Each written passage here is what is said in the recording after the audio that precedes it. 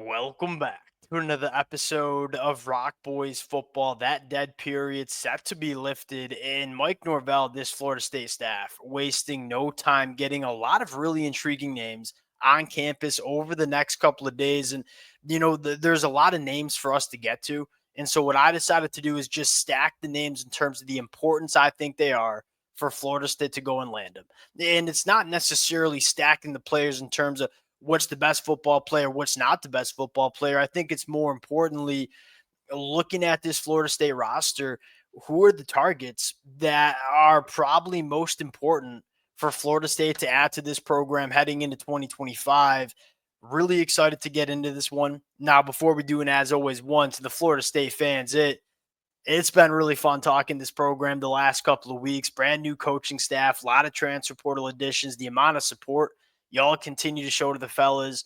It means the absolute world. If you guys do enjoy the content, consider subscribing to the channel. Much more importantly, kind of interested to hear. I mean, if you want to throw your rankings down in the comment section in terms of, hey, who are the names that you want to see Florida State land the most? Would love to hear from y'all in the comment section. Without further ado, let's get into this one, and let's start with Tennessee defensive lineman Jason Jenkins. And it starts with, I think this is a really good football player from Tennessee. He played a lot of football for Tennessee in the 2024 season, more of a rotational guy, but you could tell with the Tennessee front seven that I think is really damn good. They made it a point of emphasis to get this kid on the football field. And why I think Jason Jenkins comes in at the number one spot for me is really good football player at a position of need. And I think most importantly, this is a brilliant fit with this Tony White defense. We talked about that 3-3-5 and how multiple Tennessee or Florida State, that is, wants to be on the defensive line under Tony White. Versatility being one of the most important attributes you can have. Doesn't get any more versatile than Jason Jenkins, right? Plays mostly on the edge at Tennessee, but he's 6'6", 281. This is a guy that very easily could come in and play the three tech as well. And so you're getting a defensive lineman that not only do I think has put out really good film, has shown that he's a really good football player at the power four level, but a guy that I think could play kind of that edge rusher spot.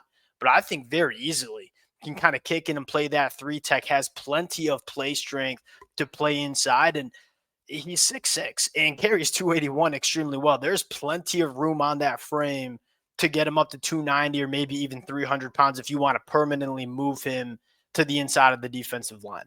But that versatility, combined with being a really good football player, combined with being a position that Florida State wants to accumulate proven commodities in terms of depth on the defensive line, Jason Jenkins to me makes a ton of sense for Florida State to go out and make happen. Number two, go with Marquise Watson Trent.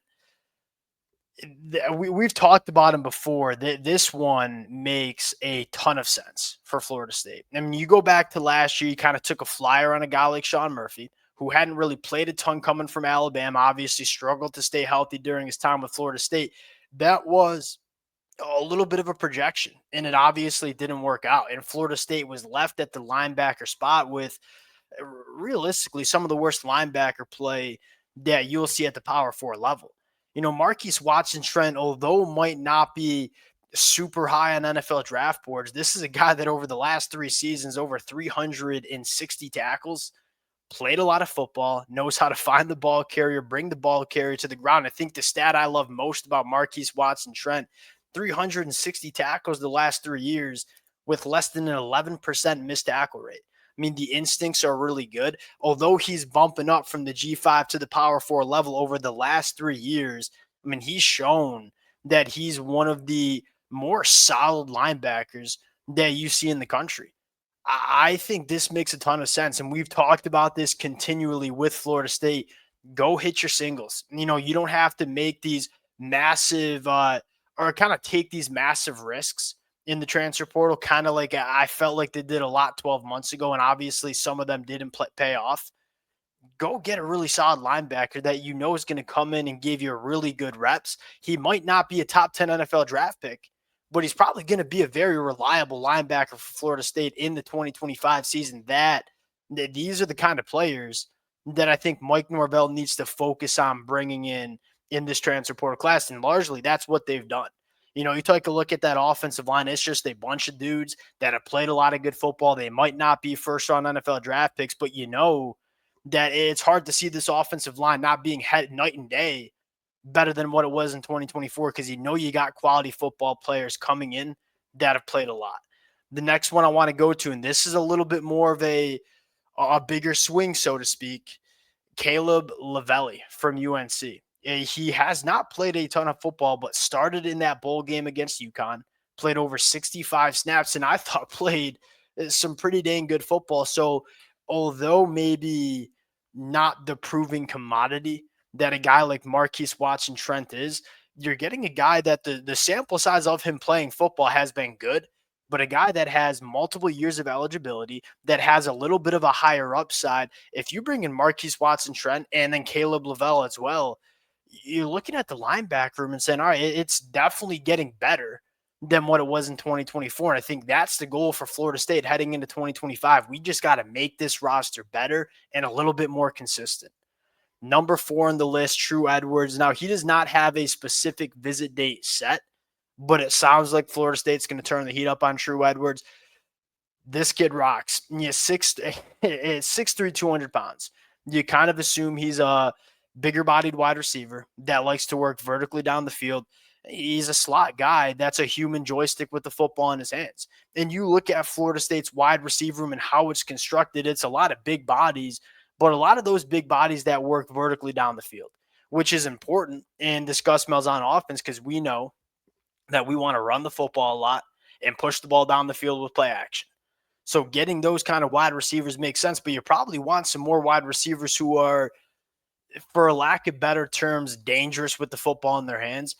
That's True Edwards. I mean, at 6'3", 200 pounds, his movement skills are incredible for the size, and he's a big body for defensive backs to bring down in space. I think this is the kind of wide receiver that Florida State should probably be looking for now. You got your vertical guys. Now we got to get some guys who are dangerous with the football in their hands. True Edwards, really productive at Louisiana Tech, I think would make a ton of sense to, for lack of better terms, round out this Florida State wide receiver room. Going to number 5, I believe. Now I'm losing track. Rashod Faison. This might be the best football player that's visiting Florida State.